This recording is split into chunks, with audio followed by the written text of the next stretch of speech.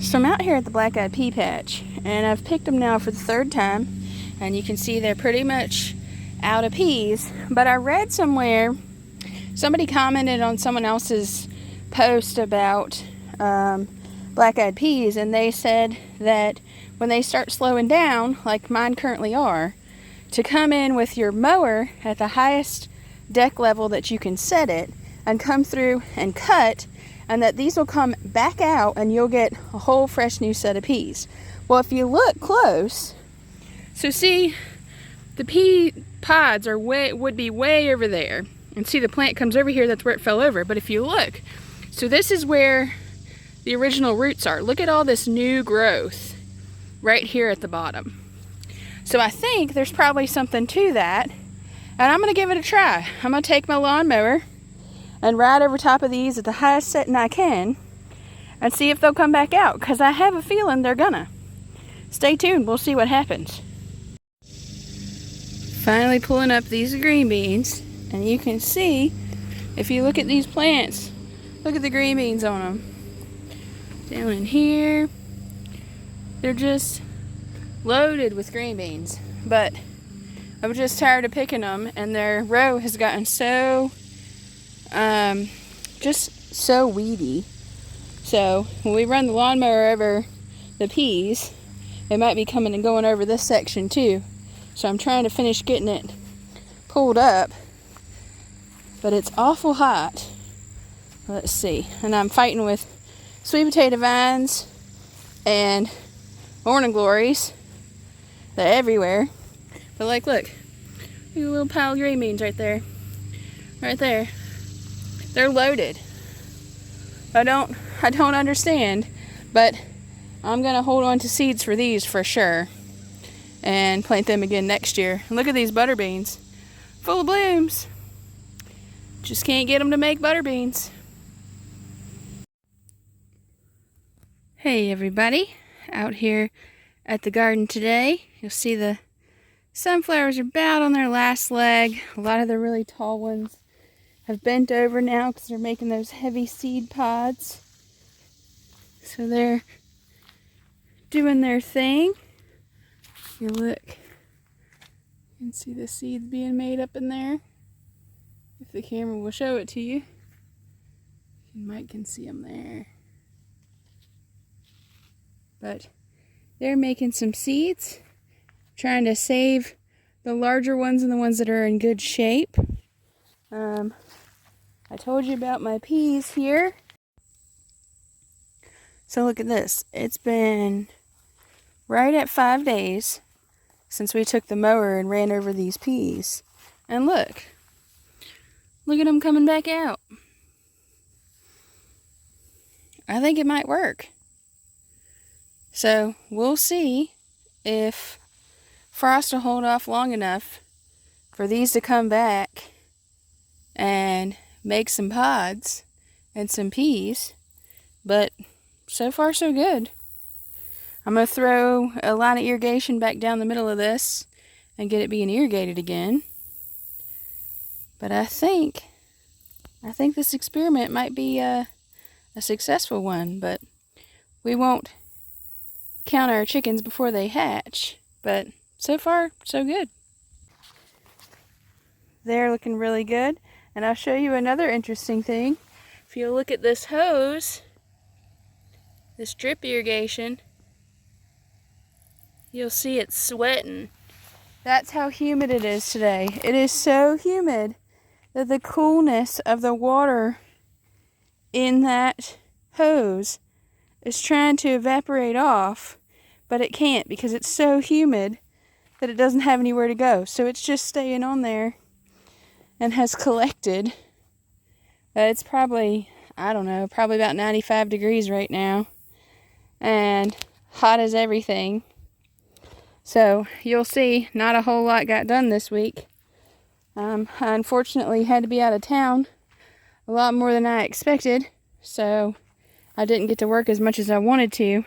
We did get this row mowed where the peas were. They're coming back out. And I got the row where the squash were also cleaned up.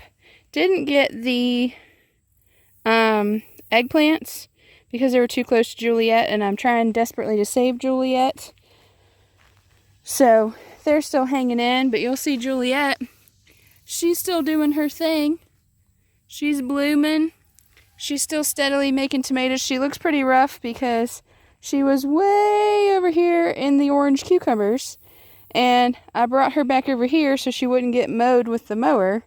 And this is where she is, all tangled up. But you'll see all these little roots trying to come out where she was trying to root over on the other side there. But she's doing all right. We'll let her keep going. Not much in the way of peppers or sweet potatoes. I did dig up a few sweet potatoes just to kind of spot check and see where they were. Because I don't like the great big football size sweet potatoes. I like the littler ones that are good for bacon and processing, where you don't have to fight so hard with them. But they're not there just yet. Maybe by the end of next week, especially if we get some rain. But their vines are going everywhere. You'll see this hot mess I have going on right here is where I've been pulling up the green beans and taking off their larger pods and using them, setting them aside so they can dry for seed. And I'll show you all of that. I got one half of this row done, but I've decided I think I have probably enough seed. So I'm going to just take the mower to this other side, but I have to pull this irrigation up and then take the mower to this other side, and then we should be able to get to these butter beans when it's time to actually pick them. Wanted to look here and see. There's so many morning glories making everything all tangled up. But I wanted to come down in here and spot check and see if there are any pods on these butter beans other than just those little tiny ones. I'm not seeing. Yeah, just those little tiny ones. So we may have to go to a produce auction and get us some butter beans this year, because I think the ones we looked at last week, I think they were on here and shriveled up and fell off. So when I mow these, I might go ahead and mow these as well and just clean up the garden for the fall. Tomatoes, they're just becoming more and more weedy. I was supposed to get this down this week and get my pumpkins planted, but as you can see, it didn't happen. I'm going to start my pumpkins inside from seed so that they can be growing, because I'm really past the time to be getting them in the ground, but I'm determined. I want to try and get some in the ground, so I'm going to go ahead and seed them inside the house when I have time so that they can already be growing and can get out here when I have time to get this straight. Hopefully this next week I'll have a lot more time, but a lot less on my docket as of right now, so hopefully that's how it goes. This hot mess of corn leftovers and morning glories. My brother's going to come and bush hog this for me, but I have to get all these irrigation lines out, and the irrigation lines in corn especially get so crimped. So the corn, when the corn falls over, it crimps your drip irrigation to the ground, and it is so hard to get it back out. So I've pulled and pulled on these, but it's just too hot to be messing with them. So that's going to be a cool morning project to try and get those taken care of. My dad said, if you can't get them out, just run over them with the bush hog and it'll take care of them. So that will be the last resort, but I'm hoping to not have to do that. Look how gorgeous. This is a volunteer zinnia, and it is beautiful. You'll see these green beans are now gone. They were looking so poorly that when we cut the black-eyed peas over there, we went ahead and mowed a lot of these as well, but didn't get all of them because my dad forgot there was irrigation in here. So luckily I stopped in before he bothered any of it. So I just came today and pulled up the last of the plants and got the beans off of them that were decent. These I'll actually be able to eat. But I wanted to show you these plants are in pretty terrible shape. So they had a whole bunch of blight going on, as well as once the blight started taking hold, there was a bunch of, let's see if I can find it. There was a bunch of bug damage on the actual beans themselves. And so ended up not being, see the little bites in there. So it ended up not being worth it to leave them up here where they could just take up space and entice more pests. So got rid of them and did get enough. I got pretty much a peck basket, so that'll be a good eating for a couple meals there. Next thing that I did do is I went through, and you'll see a new line of irrigation here, and I am running it again for these little things. I did run along and transplant these little tomatoes, and I'll put the video in here so you can see how that all happened. Y'all probably remember that I've tilled this spot here, I don't know, probably 3 times now, since we took the onions and strawberries out of this bed. And you'll see the grass and weeds are taken back over. But amongst them, I have quite a few volunteers. Like, I'm pretty sure that this is a cucumber. We will see as it grows. There's an onion that survived somehow. But if you look in some of these other spots, let's see if I can find you one. There's quite a few volunteer tomato plants. And what happened was when I picked any of the bad tomatoes, the ones that had any bug marks on them or cracked or split or too far gone or whatever, I threw them over here so that I wouldn't be walking in them, because I knew I wouldn't be picking anything over here at that time. So I threw them over here, and a lot of them have now sprouted. So here's your little baby tomato plants. Now those are too small for me to really mess with, but what I've been doing is going along and finding all the nice ones. See these right here? I've got me quite a little bucket full there. I'm pulling out all the nice ones that Mother Nature planted herself, and I'm gonna make me a new row of tomatoes. Now I don't know what variety these are gonna be, but I imagine they're going to be Celebrities and Mountain Fresh. And the reason I say that is because, well, one, those are the only ones that I planted this year. But we did have a couple volunteers of other cherry types throughout the garden this year. But these should be those Celebrities and those Mountain Fresh. So I'm hoping the majority of them are Mountain Fresh, because they'll have enough time to actually produce. If they're Celebrities, I might not end up getting any tomatoes off of them before frost, but I'm going to try. So what I'm going to do, see some little flags up there at the end, what I'm going to do is make a new row right here where the strawberries had been, and get them set up, get a brand new trellis up for them, and get them situated, and try to stay on top of them from the beginning this time so that they don't fall over and they're properly supported. Now I'm not going to plant 100. I think I've got, I don't know, maybe 20, 25.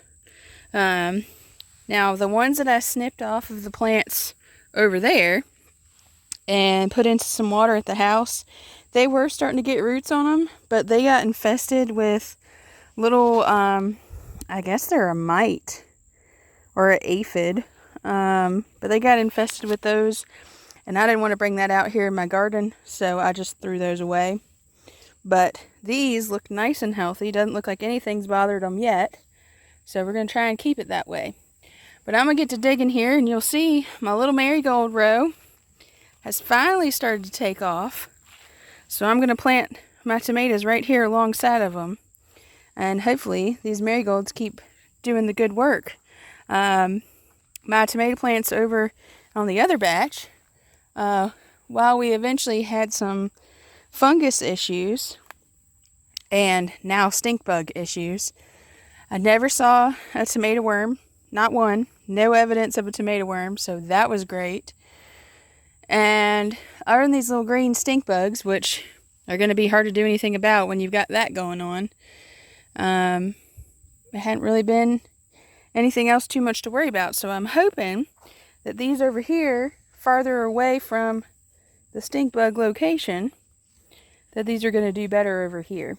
And we will see.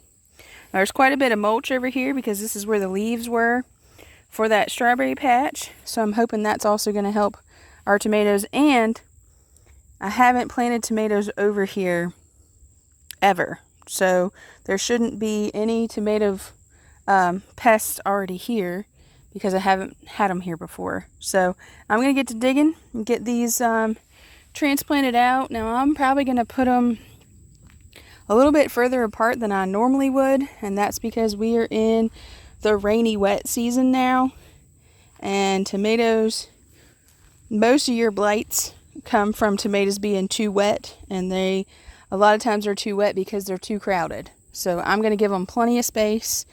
I might put them 2 feet apart. We'll see how many I have.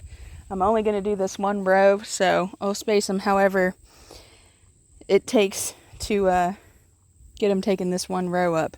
But I'm going to get to getting these in the ground and then see about moving my trellis over here so that they're ready to go. And they seem like they're perking up well and doing okay. Just have to baby them for the next couple weeks till they really get their roots established. I did find 3 or 4 strawberry plants that managed to make it, even though I've tilled this 3 or 4 times now. And the purslane is just going crazy. It is all over the place. But it's pretty, so I'll let it be.